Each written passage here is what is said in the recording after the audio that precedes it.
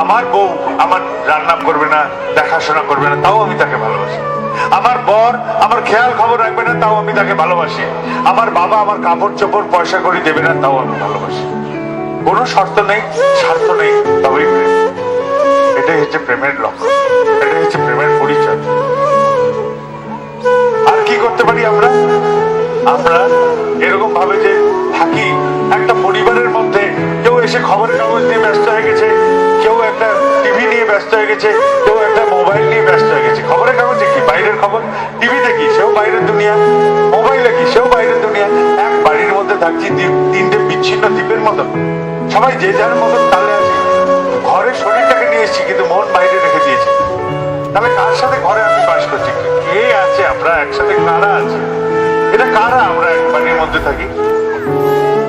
ছেলে বললো এসে, বাবা আমি বন্ধুদের সাথে লুকিয়ে সিগারেট খেয়েছি। এমন চিৎকার চেঁচামেচি করলো, বাবা ঘাবড়ে গিয়ে, হ্যাঁ তুই এরকম সিগারেট খেয়েছিস? তুই এইটুকু ছেলে এরকম করেছিস? ছেলে ঘাবড়ে গেল, আজও খায় লুকিয়ে লুকিয়ে। মেয়ে এসে মাকে বলেছে যে মা আমার ওই ছেলেটাকে ভালো লাগছে দেখতে। মা বলে এইটুকু মেয়ে তুই এইসব বলছিস আজকাল? চিৎকার চেঁচামেচি ভয়ের জন্য মেয়ে আজকাল লুকিয়ে লুকিয়ে ছেলের সাথে মেলামেশা।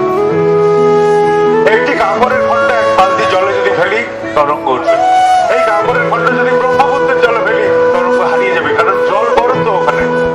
যদি সমুদ্রে ফেলি সে কোথায় বিলীন হয়ে যাবে, কেউ খুঁজে পাবে না তাকে। তাহলে আমরা বালতির জলের মতো তরঙ্গ উঠিয়ে ফেলি, তাই কোনো জিনিস গ্রহণ করে নিরাকরণ করতে পারি। গ্রহণ করবো না তাহলে নিরাকরণই বা করবো কি করে? পারিবারিক সমস্যাগুলো তো সবাইকে গ্রহণ করতে হয়, আর তার থেকে নিরাকরণ বের করতে হয়। তাহলে বালতির জল থেকে নিজের মনটাকে সমুদ্রে না হোক আর একটু তো বড় করে তোলা যায়, যাতে আমি গ্রহণ করতে পারি পারিবারিক সমস্যাগুলো। আগেই ঘাবড়ে যাই কেন? ছেলেকে শিক্ষা দিচ্ছে বাপ, যাই সত্য কথা বলতে হয়, সর্বদা সত্য কথা বলবি। সেই বাপই পাওনাদার এলে বলে দিচ্ছে, যা গিয়ে বলে দে বাবা বাড়িতে নেই। মা বলছে বাবা গুরুজন, কথা শুনে চলবি। সেই মা দেখছে রাত্রির বেলায় বাপের সাথে ঝগড়া করছে।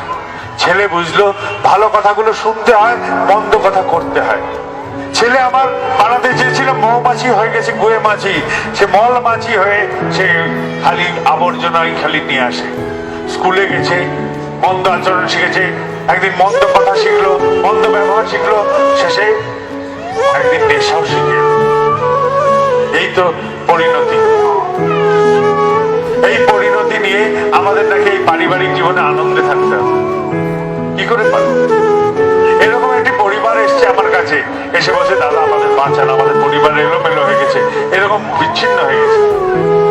আমি তখন তাকে বললাম আমি মানুষ, আমি কি বলবো তোমাকে? তখন বলছে না আপনি একটা আমাকে উপায় বলেন। আমি বললাম যে তোমরা কি করো? তখন সারাদিন কি কি করে দু চারটে কথা বলতেই আমি 1-1 মিনিটের মধ্যেই বুঝলাম কি বলতে চাচ্ছে। আমি বললাম এক কাজ করো, রাত্রিরে সবাই একসাথে তো হও, ওই সময় সবাই একসাথে খাও, সবাই একসাথে খাও, বাড়ির সবাই মিলে একসাথে বসবে খেতে, মন উজাড় করে খাও। আর এখন বালতির জল নেই তো, এখন তো আস্তে আস্তে সমুদ্র না হলো বড় তো হচ্ছে মনটা, ঠাকুর তো ধরে নিয়েছো, তুমি চেষ্টা করে দেখো। সবাই উজাড় করে কথা বলো, সববার যত উজাড় করার কথা সব উজাড় করে দাও, একটু হাত শুকাতে দাও, সবাই গল্প করো নিজেদের সমস্ত অন্তরের কথা, ছেলে পুলে বাবা মা সবাই মিলে। আর ভোরবেলা উঠে সবাই একসাথে প্রার্থনা করো, খেয়ে উঠে পড়ো না, খেয়ে গল্প করো, অনেকক্ষণ গল্প করে তারপর ওঠে। মাসখানেক বাদে সেই পরিবার এসে বলছে আমরা খুব আনন্দে আছি। আমি বলি আপনারাও চেষ্টা করে দেখতে পারেন, নিজেদের পরিবার জীবনগুলোতে এগুলো চেষ্টা করে দেখতে পারেন। রাতের ভোজন না হয় একসাথেই করলাম, সবাই একটু হাত শুকাতে দেন, গল্প হতে থাকে, সবাই সবার মন উজাড় করে নিজের পরিবারের জীবনে সবাই সবার গল্প উজাড় করে খুলে ফেলেন। সবাই সবাই ভোরবেলা ওঠেন, প্রার্থনা করার চেষ্টা করেন ছেলে পুলে সবাইকে নিয়ে। কি হবে? আরে ওই যে মা তার হাতে ছ্যাঁকা খেয়েছিল রান্না করতে গিয়ে, ফসকা পড়ে গেছিল, কেউ আগে দেখতো না, আজ মেয়ে এসে মলম লাগে। যে বাপ ওপরে হাত বুলিয়ে বুলিয়ে ঘরের ঘুরতো, কেউ তাকিয়ে দেখতো না, সে বাপকে আজ ছেলে এসে মালিশ করে দেয়। যে বাপ মা কেউ ছেলেকে আজ অব্দি যে কথা বলেনি আজ বলে দিল, যে ছেলেকে যে দেখ বাপ, নেশা করিস না, নেশা করে জীবন নষ্ট করিস না। ভবিষ্যতে তোর ওপরে একটি পরিবারের দায়িত্ব আছে, নষ্ট হয়ে গেলে কেউ তোকে রক্ষা করতে পারবে না। তুই আমাকে দেখে বিভ্রান্ত হয়েছিস, আমাকে দেখে বিভ্রান্ত হোস না, ঠাকুরকে দেখে চল, ঠাকুরের মতন হয়ে ওঠ, তার মতন হওয়ার চেষ্টা কর। হতে পারে আমার গুয়ে মাছি ছেলেটা আবার মৌমাছি হওয়ার চেষ্টা করবে।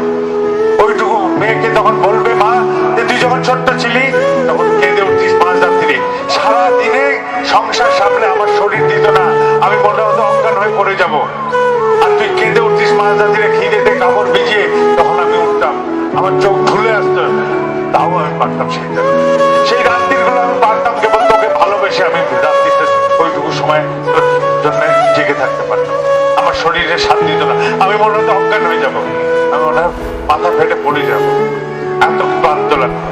খালি তোর ভালোবাসা সেদিন আমাকে উত্তীর্ণ করেছিল। আজ তুই যদি এলোমেলো চলিস মা, তাহলে আমি খুব কষ্ট পাবো, খুব ব্যথা পাবো।